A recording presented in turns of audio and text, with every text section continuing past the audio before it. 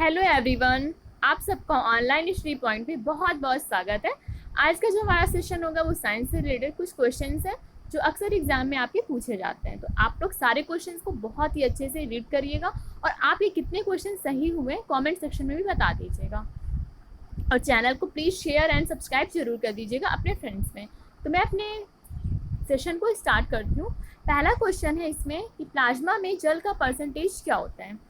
देखिए, जो प्लाज्मा होता है वो ब्लड से रिलेटेड होता है, ठीक है। इसमें क्या होता है, ब्लड का 50 to 60% भाग होता है और वाटर का 90 to 95% भाग होता है प्लाज्मा में, ठीक है। तो क्वेश्चन पूछा गया प्लाज्मा में जल का परसेंटेज क्या होता है। तो प्लाज्मा में जल का परसेंटेज क्या होता है, 90% होता है, ठीक है। 90 to 95% होता है। तो इसमें 90 to 95 का अप्रॉक्स नहीं दिया गया, तो इसमें 90% क्या होगा, सही हो जाएगा। सेकेंड क्वेश्चन है आपका कि रक्त होता है, रक्त क्या होता है, संयोजी ऊतक होता है, उपकलित ऊतक होता है या उपयुक्त दोनों होता है या कोई नहीं होता है। देखिए, रक्त क्या होता है, नहीं ब्लड क्या होता है, संयोजी ऊतक होता है, ठीक है। इसका करेक्ट आंसर क्या हो जाएगा, ए हो जाएगा। अब संयोजी ऊतक किसे कहते हैं, संयोजी ऊतक क्या करते हैं, अंगों को जोड़ने में सहायक होते हैं, ठीक है। संयोजी ऊतक क्या होते हैं, अंगों को जोड़ने में सहायक होते हैं। तो ब्लड क्या होता है, एक संयोजी ऊतक है। इसका करेक्ट आंसर क्या हो गया, ए हो गया। थर्ड क्वेश्चन है जीन शब्द बनाया, जीन शब्द किसने बनाया था। तो ए है मॉर्गन, बी है जॉनसन, सी है डी ब्रीज और डी है मेंडले। तो जीन शब्द की बात पूछा गया तो जीन शब्द को जॉनसन ने बनाया था, ठीक है। जी से जीन, जॉनसन, मतलब मिलते जुलते दोनों के वर्ड हैं। तो इसका करेक्ट आंसर क्या हो जाएगा, जॉनसन ने जीन शब्द को बनाया था। फोर्थ क्वेश्चन है डीएनए का संश्लेषण किया था। तो डीएनए का संश्लेषण कौन किया था, खुराना ने किया था, ठीक है। इसका करेक्ट आंसर क्या हो जाएगा, बी, यानी कि खुराना ने डीएनए का संश्लेषण किया था। और आपको अभी आगे आएगा वाटसन एंड क्रिक, तो उन्होंने डीएनए का डबल हेलिक्स मॉडल बताया था, ठीक है। और संश्लेषण कौन किया था प्रयोगशाला में, पहली बार खुराना ने किया था। इसका करेक्ट आंसर कौन सा हो गया, बी हो गया। फिफ्थ क्वेश्चन है डीएनए का डबल हेलिक्स मॉडल किसने बताया था। तो इसको बताया था वाटसन एंड क्रिक, यानी दो लोग हैं, यानी डबल लोग हैं, तो डबल हेलिक्स मॉडल दोनों ने मिलकर बनाया था, वाटसन एंड क्रिक।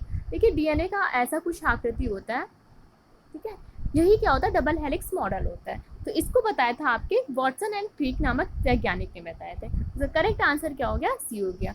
इसके लिए इन्हें नोबेल प्राइज भी दिया गया है वाटसन एंड क्रिक को। सिक्स क्वेश्चन है कोशिका में पाया जाने वाला अनुवांशिक पदार्थ क्या कहलाता है। जो कोशिका में पाया जाने वाला अनुवांशिक पदार्थ है उसे हम क्या कहते हैं, डीएनए कहते हैं, ठीक है। तो इसका करेक्ट आंसर क्या हो जाएगा, डीएनए, ए इसका करेक्ट आंसर है। सेवेंथ क्वेश्चन है जीन है, जीन क्या होता है। जीन जेनेटिक, ठीक है, जेनेटिक का मतलब क्या होता है, अनुवांशिक, ठीक है। और डीएनए में क्या होता है, अनुवांशिक जो चीज़ होती है, जो लक्षण होते हैं अनुवांशिक, उसका पता लगाया जाता है। तो जीन किसका पार्ट होगा, डीएनए का भाग होगा, क्योंकि डीएनए में भी क्या होता है, अनुवांशिक चीज़ों का पता लगाया जाता है डीएनए के माध्यम से। अक्सर हम लोग देखते हैं कि हर चीज़ में क्या होता है, डीएनए टेस्ट होता है, ठीक है। तो क्या होता है, इससे अनुवांशिक जो हैं चीज़ें हैं वो पता चल जाती हैं। तो वही होता है, जेनेटिक्स होता है, जीन शब्द से मिलकर बना हुआ है। और जीन किसका पार्ट होता है, डीएनए का भाग होता है। तो इसका सी ऑप्शन जो होगा वो करेक्ट हो जाएगा। आठवां क्वेश्चन है गुणसूत्र में होते हैं, गुणसूत्र में क्या क्या होता है। ए है डीएनए प्लस लिपिड, बी है आरएनए प्लस एमिनो एसिड, सी है डीएनए प्लस प्रोटीन, डी है आरएनए प्लस शुगर। तो गुणसूत्र में होता है, क्या होता है, तो हमें इसका करेक्ट आंसर बताना है। तो गुणसूत्र में डीएनए और प्रोटीन होता है, यानी कि जो जेनेटिक्स यानी गुणसूत्र को इंग्लिश में कहते हैं क्रोमोसोम, ठीक है। क्या बोलते हैं, क्रोमोसोम बोलते हैं। तो क्रोमोसोम में क्या होता है, डीएनए और प्रोटीन होती है, दोनों मिलकर क्या निर्माण करता है, गुणसूत्र का निर्माण करता है। इसका करेक्ट आंसर क्या हो गया, सी हो गया। तो आपसे कभी भी पूछ सकते हैं कि डीएनए और प्रोटीन मिलकर किस चीज़ का निर्माण करते हैं। तो डीएनए और प्रोटीन मिलकर किस चीज़ का निर्माण करते हैं, गुणसूत्र का निर्माण करते हैं, क्रोमोसोम का। नौवां क्वेश्चन है अनुवांशिक यूनिट अर्थात जीन होती है किंडी झिल्ली में, गुणसूत्र में, लाइसोसोम में, कोशिका कला में। तो अभी हमने बताया कि जो अनुवांशिक जेनेटिक्स होता है वो गुणसूत्र में होगा, ठीक है। तो गुणसूत्र क्या होता है, इसका करेक्ट आंसर होगा। गुणसूत्र में क्या होता है, अनुवांशिक यूनिट अर्थात जीन होती है। तो इसका बी करेक्ट ऑप्शन होगा। 10वां है जीन को व्यक्त किया जाता है अनुवांशिकता की इकाई में, डीएनए के भाग में, उत्परिवर्तन की इकाई में। तो ये तीनों ऑप्शन ही क्या होंगे, करेक्ट होंगे। यानी इसका करेक्ट आंसर क्या हो जाएगा, डी, उपयुक्त सभी। यानी आनुवांशिकता की भी इकाई भी जीन होती है, डीएनए का भाग भी जीन होता है, और उत्परिवर्तन की इकाई, म्यूटेशन जिसे बोलते हैं, उसकी इकाई क्या होती है, जीन होती है। इसका डी ऑप्शन क्या होगा, करेक्ट हो गया। 11th क्वेश्चन है, वस्तु को ठंडा किया जाता है तो क्या होता है, चाल घट जाती है कि भार बढ़ जाती है कि ऊर्जा बढ़ जाती है। तो इसका करेक्ट आंसर हमें बताना है। देखिए, जब किसी चीज़ को हम ठंडा करेंगे तो उसमें क्या होता है, उसके कणों में अगर हम ठंडा कर रहे हैं, ठीक है, तो क्या होता है, जो इनमें गति होती है वो बहुत धीमी हो जाती है, ठीक है।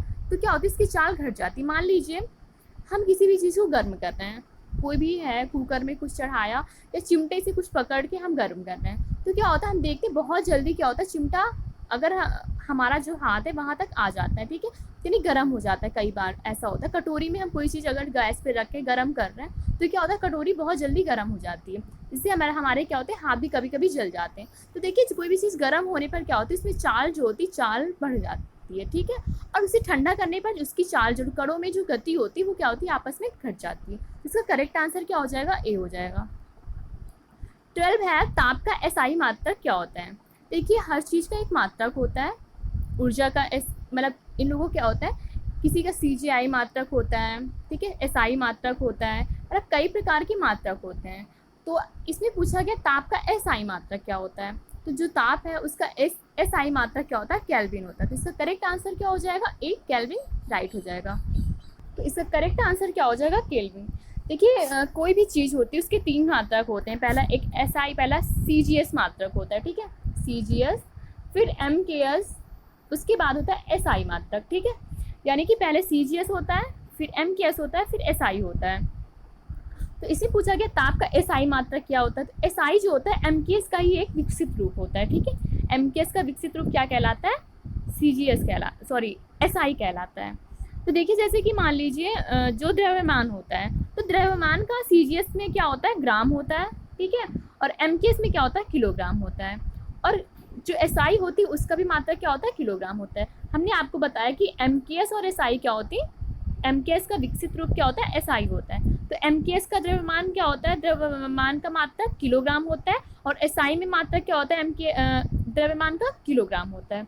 यानी कि अगर कोई आपसे पूछे किसी चीज़ को मापने के लिए कितने मात्रक होते हैं, कौन कौन से मात्रक होते हैं, तो 3 होते हैं, CGS होता है, MKS होता है और SI होता है।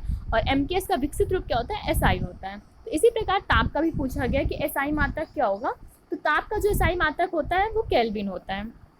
इसका करेक्ट आंसर क्या होगा, ए, केल्विन राइट हो जाएगा। 13 क्वेश्चन है, दूर की वस्तुओं को मापा जाता है। देखिए, दूर की वस्तुओं में क्या क्या आएगा, जैसे कि होता है कि मान लीजिए तारे हैं, तो तारे तो बहुत दूर होते हैं ना, तो उनको मापने के लिए हम क्या यूज करते हैं, तो इसमें होता है दूर की वस्तुओं को मापने के लिए पूर्ण विकिरण उत्ताप मापी होता है, उसका हम यूज करते हैं। इसे हम पायरोमीटर भी कहते हैं, ठीक है, इसका सेकंड नाम क्या होता है, पायरोमीटर। तो इसका करेक्ट आंसर क्या हो जाएगा, सी, पूर्ण विकिरण उत्ताप मापी। देखिए, क्या होता है, सूर्य जो होता है, मान लो कोई भी चीज़ होती है, इतनी गर्म चीज़ होती है, हम तो पास जा नहीं सकते, ठीक है, हम दूर से इसको मापते हैं, इसीलिए क्या होता है, इसे हम पूर्ण विकिरण उत्ताप मापी कहते हैं। और इसका दूसरा नाम क्या होता है, पायरोमीटर होता है। तो इसका करेक्ट आंसर क्या हो जाएगा, सी हो जाएगा। 14th क्वेश्चन है, पूर्ण विकिरण उत्ताप मापी का अन्य नाम क्या है। तो पूर्ण विकिरण उत्ताप मापी का अन्य नाम क्या होता है, पायरोमीटर। तो इसका करेक्ट आंसर क्या हो जाएगा, ए जो है राइट आंसर हो जाएगा। 15 क्वेश्चन है, सूर्य का ताप मापा जाता है। देखिए, जो सूर्य का ताप है, अब ये क्या हो गया, दूर की वस्तु हो गई, ठीक है, और ये सूर्य जो होगा इतना गर्म होगा कि कोई इसके पास जा भी नहीं सकता है, इसे क्या करते हैं, दूर से मापा जाता है। तो इसका करेक्ट आंसर क्या हो जाएगा, पायरोमीटर। पायरोमीटर के द्वारा क्या होता है, दूर की वस्तु या जिसका ताप बहुत गर्म होता उसे हम मापते हैं, ठीक है। तो करेक्ट आंसर जो होगा, सी जो होगा वो करेक्ट हो जाएगा। और पायरोमीटर का एक अन्य नाम क्या होता है, पूर्ण विकिरण उत्ताप मापी। इसका अन्य नाम क्या होता है, पूर्ण विकिरण उत्ताप मापी। भी हमने इसका लास्ट क्वेश्चन ही किया था, पूर्ण विकिरण उत्ताप मापी। तो आप लोग पूर्ण विकिरण उत्ताप मापी और पायरोमीटर में प्लीज़ कंफ्यूज नहीं होना। तो इसका करेक्ट आंसर क्या हो जाएगा, सी करेक्ट आंसर हो जाएगा।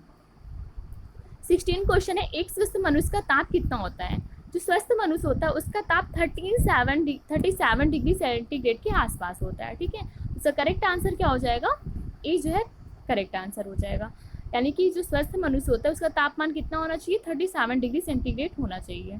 इसका करेक्ट आंसर ए करेक्ट हो जाएगा। 17 क्वेश्चन है, ठोस को द्रव अवस्था में परिवर्तित करना क्या कहलाता है। देखिए, जैसे बर्फ है, ठीक है, उसको क्या करना है, पानी में कन्वर्ट करना है, ठीक है।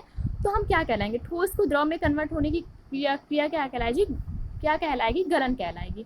देखिए ठोस क्या होता है, वो गल की तो द्रव में बदलेगा, यानी कि बर्फ गलने के द्वारा ही द्रव में बदल जाएगा, तो क्या होगा, गलन। तो इसका करेक्ट आंसर क्या होगा, ए गलन।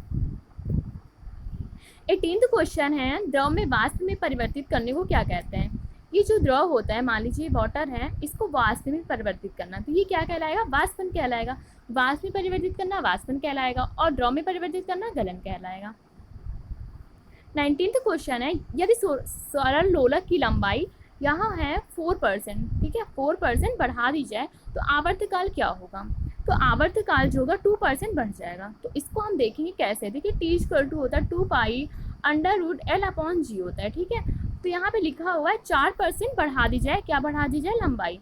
तो यहाँ पे लंबाई में क्या होगा, 4%, ये कांस्टेंट वैल्यू होती है, बढ़ा देंगे तो देखिए कि जब बाहर आएगा, ये तो रूट के अंदर है तो रूट में 4 है, बाहर आएगा तो 2 हो जाएगा। तो इसका करेक्ट आंसर क्या हो जाएगा, 2% बढ़ जाएगा, यानी टी जो होगा यानी आवर्तकाल 2% बढ़ जाएगा।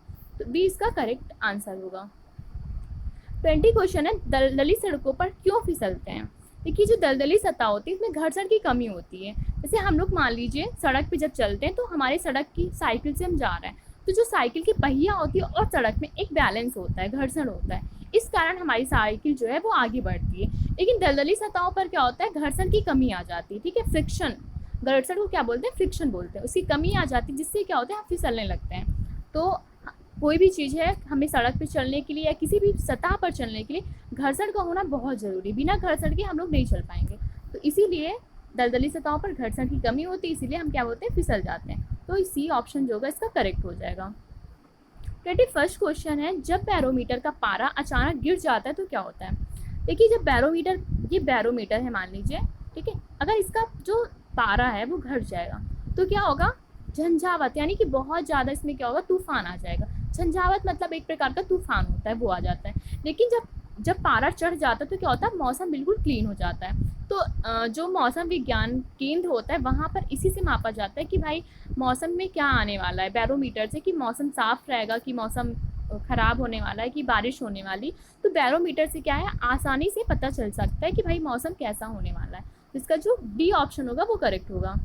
22 क्वेश्चन है, पहाड़ों पर कभी कभी व्यक्तियों की नाक व मुंह से खून आने लगता है, क्यों होता है। तो या तो रक्तदाब कम हो जाता है, या रक्तदाब अधिक हो जाता है, या वायुमंडलीय दाब बढ़ जाता है, या वायुमंडल का दाब जो होता है वो कम हो जाता है। क्यों ऐसा होता है कि जब हम लोग पहाड़ पे चढ़ते हैं तो नाक व मुंह से खून आने लगता है। देखिए क्या होता है, जब हम पहाड़ पे जाते हैं, जब ऊपर जाते हैं तो टेम्परेचर क्या होता है, सॉरी, वायुमंडल जो दाब होता है वो बहुत ही कम हो जाता है। जब वायुमंडल दाब कम हो जाता है तो क्या होता है, हमारे व्यक्ति के क्या होता है, नाक व मुँह से खून आ जाता है। कभी कभी ऐसा होता है प्लेन में जब हम लोग चढ़ते हैं तो क्या होता है, वो लोग रुई देते हैं कान में लगाने के लिए, इसलिए देते हैं क्योंकि इससे क्या होता है, किसी किसी के जो होता है वीक होता है सिस्टम, तो उससे क्या होता है उनको सुनाई देना या उनकी कान से खून आने लगता है। इसीलिए क्या होता है, जब हम लोग ट्रेन में भी जाते हैं तो वो लोग हम लोग सारी चीज़ों को बंद करने के लिए रुई देते हैं। तो यही रीज़न होता है कि जो वायुमंडल दाब है वो कम हो जाता है, जिससे क्या होता है, व्यक्ति की नाक व मुँह से खून आने लगता है। तो इसका डी ऑप्शन जो होगा वो करेक्ट हो जाएगा। 23rd क्वेश्चन है, सूर्य की ऊर्जा उत्पन्न होती है, तो सूर्य की ऊर्जा जो थी नाभिकीय संलयन द्वारा उत्पन्न होती है, ठीक है। तो इसका बी ऑप्शन जो होगा वो करेक्ट हो जाएगा। 24 क्वेश्चन है, वस्तु को गर्म करने पर क्या होता है, चाल घट जाता है, कि चाल बढ़ जाता है, कि भार बढ़ जाता है, या भार कम हो जाता है। तो हम लोगों ने अभी देखा था कि जब हम कोई भी चीज़ को गर्म करते हैं, मान लीजिए ये गैस है, ठीक है, गैस पे क्या होगा, कोई भी चीज़ है वो गर्म हो रही है, ये नीचे गैस है और ये कटोरी रखी हुई है, ये गर्म हो रही, हीट हो रही लगातार। तो अगर हम कटोरी को पकड़ते हैं तो क्या होता है, काफ़ी ज़्यादा जलन होती है हाथों में, ठीक है, जलने लगता है। क्या होता है, जब हम किसी चीज़ को गर्म करते हैं तो अणुओं में क्या होता है, गति जो होती है बहुत तेज़ होने लगती है, ठीक है। इससे क्या होता है कि अणु बहुत तेज़ मूव करने लगते हैं, तो जो फ्लेम है वो तुरंत कटोरी के पूरे चारों तरफ फैल जाती है। यही रीज़न होता है कि चाल बढ़ जाती, इसीलिए वस्तु को गर्म करने पर चाल बढ़ जाती, इसीलिए वो हमें गर्म भी जल्दी प्रतीत होने लगती है। तो इसका बी ऑप्शन जो होगा वो करेक्ट होगा। 25 क्वेश्चन है, डायनोमो किसे परिवर्तित होता है, डायनोमो में क्या होता है। डायनोमो में यांत्रिक ऊर्जा जो होती है वो विद्युत ऊर्जा में कन्वर्ट हो जाती है, ठीक है। देखिए या है इसमें, और ये भी यांत्रिक ऊर्जा, ठीक है। यांत्रिक ऊर्जा को विद्युत ऊर्जा में कन्वर्ट कौन करता है, डायनोमो में, ठीक है। डायनोमो में क्या होता है, यांत्रिक ऊर्जा जो होती है वो विद्युत ऊर्जा में कन्वर्ट हो जाती है। तो बी इसका करेक्ट आंसर होगा। 26 क्वेश्चन है, वस्तु का भार अधिकतम होता है। जो वस्तु का भार होता है वो ध्रुवों पर बहुत अधिक होता है, ठीक है। ये मान लीजिए विषुवत रेखा है, ये ध्रुव है, ठीक है। तो वस्तु का भार यहाँ पे तो कम रहेगा, लेकिन जैसे ही कोई व्यक्ति ध्रुव पर पहुँचता है तो क्या होता है, भार में अचानक वृद्धि हो जाती है, यानी ध्रुवों पर भार क्या होता है, बढ़ जाता है। तो इसका ए ऑप्शन जो होगा वो करेक्ट होगा। 27 क्वेश्चन है, साबुन को जल में घोलने पर क्या होता है? पृष्ठ तनाव बढ़ जाता है, पृष्ठ तनाव घट जाता है, या अपरिवर्तित रहता है, या इनमें से कोई नहीं। तो हमें इसका करेक्ट आंसर बताना है। देखिए साबुन को जब जल में घोला जाता है तो पृष्ठ तनाव क्या होता है, घट जाता है, ठीक है। सरफेस टेंशन, पृष्ठ तनाव को क्या बोलते हैं, सरफेस टेंशन बोलते हैं। जब पृष्ठ तनाव घट जाता है तो क्या होते हैं, साबुन को जल में घोलने पर बुलबुले के रूप में हम लोग देखते हैं आने लगता है, ठीक है। तो इसका करेक्ट आंसर क्या हो जाएगा, ए हो जाएगा। 28 क्वेश्चन है हमारा, तुल्यकारी उपग्रह घूमता है पृथ्वी के इर्द गिर्द क्या होता है? पूर्व से पश्चिम तुल्यकारी उपग्रह की घूमता है, कि पश्चिम से पूर्व घूमता है, कि उत्तर से दक्षिण घूमता है, कि दक्षिण से उत्तर घूमता है? हमें बताना है कि तुल्यकारी उपग्रह किस तरफ मूव करता है। देखिए क्या होता है कि तुल्यकारी जो उपग्रह होता है उसकी जो गति होती है घूमने की वो होती है, तो इसका करेक्ट आंसर जो होगा वो होगा, जो तुल्यकारी उपग्रह होते हैं वो किधर घूमते हैं, पश्चिम से पूर्व दिशा की तरफ घूमते हैं। तो इसका बी ऑप्शन जो होगा करेक्ट हो जाएगा, ठीक है। बी ऑप्शन क्या होगा, करेक्ट होगा, यानी तुल्यकारी उपग्रह क्या होते हैं, पश्चिम से पूर्व की दिशा में मूव करते हैं। 29 क्वेश्चन है, लैंप की बत्ती में तेल किसके कारण ऊपर आ जाता है? तो हम लोग अधिकतर देखते हैं जो जब हम लोग लैंप जलाते हैं तो हम लोग देखते हैं कि वो ऊपर सूखी होती है, ठीक है, और अंदर जो होता है उसका एक पार्ट जो होता है वो नीचे गीला रहता है, यानी तेल में डूबा रहता है। और जैसे ही हम बत्ती को जलाते हैं क्या होता है, वो ऊपर तेल आ जाता है। ऐसा क्यों होता है? क्योंकि जो उसमें केशिकत्व का गुण होता है, केशिकत्व के गुण के कारण क्या होता है कि इसकी जो प्रकृति मतलब जो केशिका का एक लक्षण होता है, केशिकत्व जिसे कहते हैं, उसके कारण क्या होता है, जो लैंप की बत्ती है वो तेल उसमें ऊपर आ जाता है। देखिए पेन होता है, निप पेन हम लोग यूज करते हैं, तो निप पेन में क्या होता है, ऊपर जो होता है ये ऐसे कटा होता है, ठीक है, बीच से कटा होता है। तो उसी के कारण निप पेन में जो वो होता है, पेन की जो वो होती है, स्याही होती है, वो क्या होती है, ऊपर आ जाती है, केशिकत्व के गुण के कारण, ठीक है। उसी प्रकार हमारा जो लैंप की बत्ती है उसमें भी केशिकत्व का गुण होता है, उसके कारण क्या होता है, वो उसमें जो होता है मतलब तेल होता है वो ऊपर आ जाता है। तो इसका ए ऑप्शन जो होगा वो करेक्ट होगा। 30 क्वेश्चन है, पानी में लोहे की सुई डूब जाती है लेकिन जहाज तैरता रहता है, ये किस सिद्धांत पर कार्य करता है? तो ये किस सिद्धांत पर कार्य करता है? आर्किमिडीज के सिद्धांत पर कार्य करता है। इसका करेक्ट आंसर क्या हो जाएगा, 30 जो होगा इसका करेक्ट आंसर हो जाएगा। आर्किमिडीज के सिद्धांत पर क्या होता है, कार्य करता है। देखिए आर्किमिडीज के सिद्धांत पर कार्य करता है, तो हम इसके बारे में कुछ बता देते हैं। देखिए पानी में क्या होता है, लोहे की सुई डूब जाती है, ठीक है, लेकिन जहाज तैरता रहता है। तो जो लोहे की जो सुई है वो अपने बराबर का जो जल है वो नहीं हटा पाती है, लेकिन क्या होता है, जहाज है वो क्या होता है, उसे हटा देता है। इसीलिए क्या होता है, लोहे की सुई जो होती है वो डूब जाती है और जहाज जो है तैरता रहता है। तो क्या होता है, लोहे की सुई क्यों डूब जाती है? क्योंकि वो जो पानी में जो द्रव होता है, यानी कि जो पानी होता है वो अपनी सतह का हटा नहीं पाता है, अपने भार के बराबर जो पानी होता है उसे नहीं हटा पाता है, लेकिन जो जहाज होता है वो हटाने में सफल होता है, इसीलिए जहाज तैरता रहता है और लोहे की सुई डूब जाती है। तो बी इसका करेक्ट आंसर है, आर्किमिडीज का सिद्धांत। 31 क्वेश्चन है, पीएच मान दर्शाता है, पीएच मान क्या दर्शाता है? तो पीएच मान जो होता है वो सी होगा, इसका करेक्ट आंसर। अम्लीय व क्षारीय होने का मूल्यांक दर्शाता है। देखिए जो पीएच वैल्यू होती है, किसी चीज़ की पीएच वैल्यू के द्वारा हम क्या समझ सकते हैं कि कोई चीज़ क्षारीय होगा या अम्लीय होता, इसकी प्रकृति हम जान सकते हैं। तो पीएच वैल्यू क्या दर्शाता है, किसी भी घोल की अम्लीय व क्षारीय होने का मूल्यांकन करता है, तो इसी इसका करेक्ट आंसर हो जाएगा। 32 क्वेश्चन है, जलीय विलयन की अम्लता के परीक्षण के लिए कौन सा उपकरण उपयुक्त होता है? तो इसका करेक्ट आंसर क्या हो जाएगा, पीएच मीटर। देखिए अभी हमने आपको बताया कि जो पीएच मीटर के द्वारा क्या होता है, किसी भी विलयन की अम्लता और क्षारीयता को समझ सकते हैं, ज्ञात कर सकते हैं। तो बी इसका करेक्ट आंसर होगा, पीएच मीटर। 33 क्वेश्चन है, वे पदार्थ जो चलकर ऊष्मा देती हैं क्या कहलाती हैं? तो जो पदार्थ जलकर ऊष्मा देती है वो क्या कहलाएगी, ईंधन। देखिए आपको सारे ऑप्शन जो है करेक्ट लग रहे होंगे, कोयला भी, ज्वलक भी, ऊष्मादायक भी, लेकिन इसका करेक्ट आंसर क्या होगा, ईंधन। ईंधन क्या होती है, कोई भी चीज़ होती है वो क्या कहती है, ईंधन कहलाती है, जो जलती है और ऊष्मा देती है। इसका करेक्ट आंसर क्या हो जाएगा, डी जो होगा करेक्ट आंसर हो जाएगा। 34th क्वेश्चन है, प्राकृतिक गैस में मुख्यतः रहता है। प्राकृतिक गैस में मुख्यतः क्या होता है, देखिए प्राकृतिक गैस में मुख्यतः मीथेन होता है। आप लोग कंफ्यूज हो जाएंगे, देखिए एलपीजी जितनी भी गैसेस चीज़ होती हैं ऐसी, उसमें अधिकतर ब्यूटेन की मात्रा देखने को मिलती है, लेकिन जो प्राकृतिक गैस है उसमें मुख्यतः क्या होता है, मीथेन होता है। तो ये आपको बिल्कुल करेक्ट मतलब कि माइंड में रख लेना है कि जो प्राकृतिक गैस है उसमें मीथेन की मात्रा सबसे ज़्यादा होती है, मुख्य होता है। इसका ए ऑप्शन जो होगा वो करेक्ट हो जाएगा। 35 क्वेश्चन है, कार्बन मोनोऑक्साइड व नाइट्रोजन गैस के गैसीय मिश्रण को क्या कहते हैं।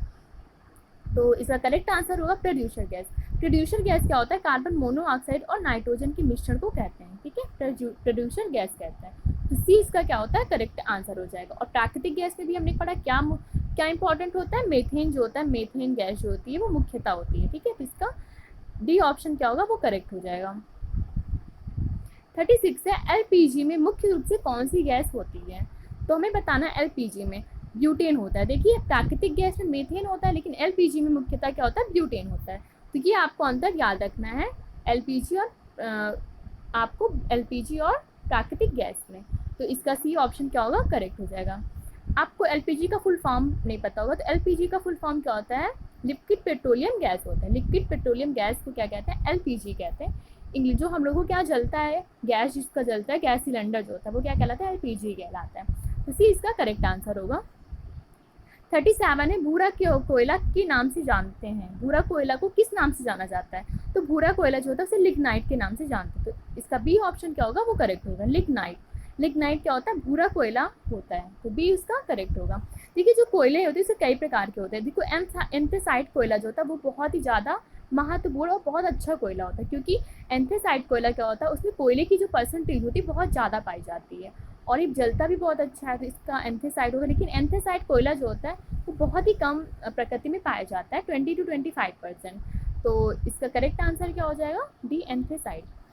38 क्वेश्चन है, समभारिक होते हैं। समभारिक किसे कहते हैं, तो परमाणु क्रमांक समान होते हैं, परमाणु भार समान होते हैं, जिसमें प्रोटॉन और न्यूट्रॉनों की संख्या समान हो, इनमें से कोई नहीं। तो हमें बताना है समभारिक क्या होते हैं। तो देखिए समभारिक वे एलिमेंट होते हैं जिसमें क्या होता है, परमाणु क्रमांक जो होता है वो भिन्न होता है, लेकिन परमाणु भार जो होता है समान होता है, उसे हम क्या कहते हैं, समभारिक कहते हैं। तो इसका करेक्ट ऑप्शन क्या हो जाएगा, बी, यानी परमाणु भार समान हो लेकिन परमाणु संख्या जो होती है वो भिन्न होती है, समभारिक कहलाती है। अगर आपसे कोई पूछता कि परमाणु क्रमांक जो है समान हो तो क्या कहलाएगा, समस्थानिक कहलाएगा, ठीक है, समस्थानिक।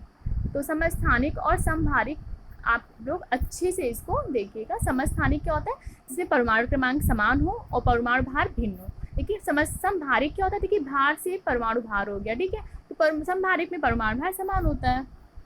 39 क्वेश्चन है, लाल लिटमस को नीला कर देता क्या, कौन सा ऐसा चीज़ है, अम्ल है कि भस्म है कि क्षार है कि लवण है। इसमें से क्या है जो लाल लिटमस को क्या कर देता है, नीला कर देता है। तो भस्म जो होता है वो क्या करता है, लाल लिटमस को नीला कर देता है। तो 20 का क्या है, करेक्ट आंसर हो जाएगा। 40 क्वेश्चन है, सभी अम्ल जल में घुलकर स्वाद प्रदान करते हैं। क्यों प्रदान करते हैं, क्योंकि इसमें क्या होता है, अम्ल जो होते हैं जब वो जल में घुल जाते हैं तो H+ आयन में टूट जाते हैं, ठीक है। और जो क्षार होते हैं वो OH- आयन में टूट जाते हैं, क्षार OH- आयन में। और जो जल अम्ल होते हैं वो किस में टूट जाते हैं, H+ आयन में टूट जाते हैं। तो इसका करेक्ट आंसर क्या होगा, बी, H+ आयन। अम्ल जो है जल में घुलकर स्वाद प्रदान करते हैं क्योंकि वो H+ आयन में टूट जाते हैं। 41 क्वेश्चन है, pH मान का निर्धारण किसने किया था। तो कौन से वैज्ञानिक ने pH मान का निर्धारण किया था, तो सारिन्सन एक वैज्ञानिक थे, उन्होंने क्या किया था, pH वैल्यू का निर्धारण किया था। सी इसका करेक्ट आंसर होगा, सारिन्सन। रक्त का pH मान होता है, रक्त का pH मान कितना होता है, 42 का आपको आंसर बताना है कि रक्त का pH मान क्या होता है। देखिए रक्त का pH मान क्या होता है, 7.4% होता है। देखिए जो एक 7.5 ये 7 है, ये 7.4 है, ठीक है।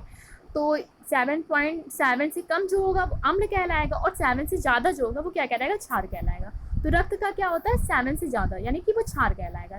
तो रक्त क्या होता है, वो क्षारीय होता है, इससे ये पता चलता है कि रक्त हमारा क्षारीय होता है। तो इसकी pH वैल्यू कितनी होती है, 7.4% होता है।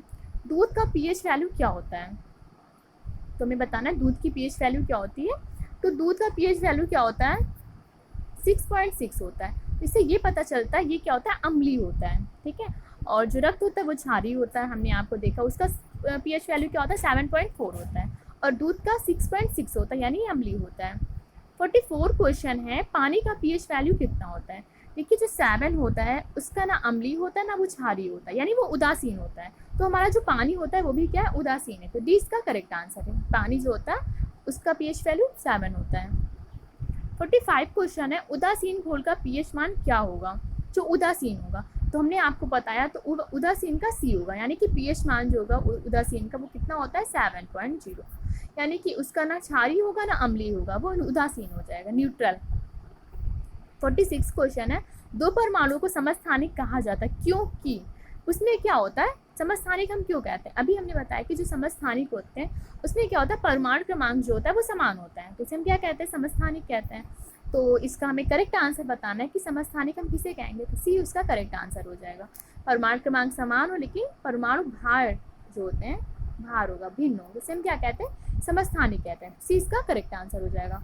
47 क्वेश्चन है, 8O16, 8O17, 8O18 को क्या कहेंगे।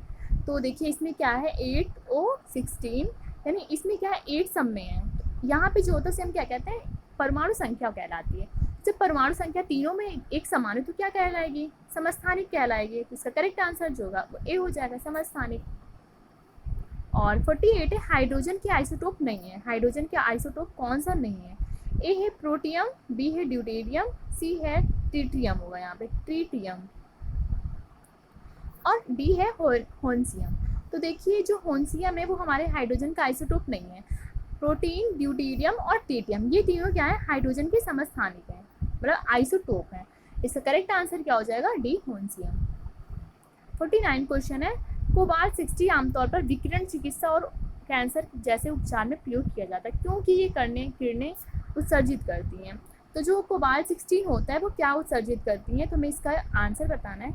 कोबाल्ट 16 जो होता है उसमें क्या होता है, विकिरण में गामा किरणें उत्सर्जित करती है, जिसका उपचार जो है कैंसर के रोगों में किया जाता है। तो इसका करेक्ट आंसर क्या हो जाएगा, सी गामा किरणें।